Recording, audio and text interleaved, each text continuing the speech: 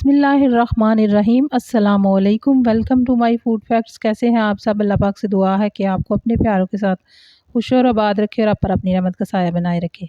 आज बना रही हूँ मैं आम की खीर। तो ये मैंने उबलना रखा हुआ था, तकरीबन 3 लीटर दूध था। इसमें मैंने ये चावल उबाले हुए हैं। तो ये चावल मैंने इसमें अच्छी तरह से इनको उबाल के तो ज़्यादा नरम कर लिया था। फिर मैंने उनको चावलों को स्टेन करके तो अब दूध में डाल दिया। अब आपको पता है जैसे खीर पकाते हैं, इसको काफ़ी टाइम लगेगा पकते हुए, लेकिन वीडियो मैंने शॉर्ट बनाई है ताकि आप लोगों को ज़्यादा वीडियो लंबी ना देखनी पड़े। तो इसको मैंने तकरीबन पौना घंटा पकाया है खीर को। तो चावल पक चुके हैं हमारे और मैंने 2 बड़े आम लेके इनकी प्यूरी बना ली है, बग़ैर पानी मिक्स किए इसकी आपने प्यूरी बना लेनी है। और ये अच्छे मीठे आम थे।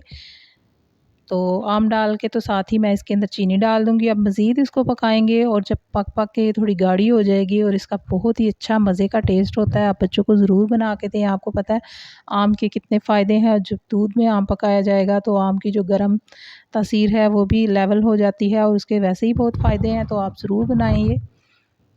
बहुत इसको मज़ीद पकाती रहूँगी मैं। अब देखिए इसको पकते हुए तकरीबन 20 से 25 मिनट हो चुके हैं। दोबारा आम डालने के बाद और चीनी डालने के बाद अब मैं इसमें क्रीम शामिल कर दूँगी। और क्रीम मैंने पैकेट वाली ली है, आप चाहें तो आप इसमें घर की मलाई भी शामिल कर सकते हैं और इससे भी बहुत अच्छा सा इसका टेस्ट आता है किसी भी खीर में ऐड करें तो। खीर हमारी पक चुकी है, इसको अब ठंडा करके तो फिर मैं ये देखिए खीर को ठंडा करके तो मैंने नॉर्मल टेम्परेचर पे पहले ठंडा किया था, फिर मैंने इन मिट्टी के बर्तनों में डाल ली है। बहुत ही मज़े की खीर तैयार होती है। इसको बिल्कुल ठंडा करके खाएं तो बच्चों को बहुत ही पसंद आएगी।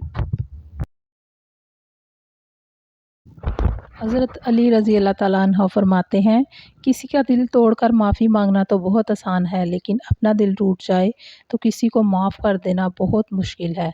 सुभान अल्लाह। अल्लाह ताला आप सब पर हम सब पर रहमत